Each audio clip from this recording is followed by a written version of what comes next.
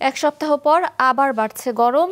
এরই মধ্যে টাঙ্গাইল, যশোর, পাবনা, নীলফামারী, রাঙামাটি, ফেনী এবং রাজশাহী জেলার উপর দিয়ে তাপপ্রবাহ বয়ে যাচ্ছে। অবস্থা আরও কয়েকদিন থাকতে পারে বলে জানিয়েছে আবহাওয়া অধিদপ্তর।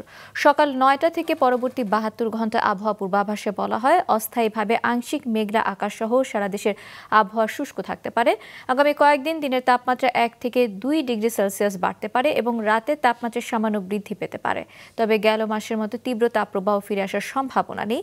১৯শে মের পর সারা দেশে বৃষ্টির সম্ভাবনা রয়েছে বলে জানিয়েছে আবহাওয়া অফিস। তারা জানায় ২২শে মে থেকে বঙ্গোপসাগরে লঘুচাপ সৃষ্টির সম্ভাবনা রয়েছে। লঘুচাপ তৈরি হলে তাপমাত্রা একটু বাড়তে পারে। অল্প কয়েকদিনের জন্য বৃষ্টিপাতের প্রবণতা বাংলাদেশ থেকে আস্তে আস্তে কমে যাবে এবং এই সময়ের মধ্যে তাপমাত্রা কিছুটা বেড়ে যাওয়ার সম্ভাবনা আছে।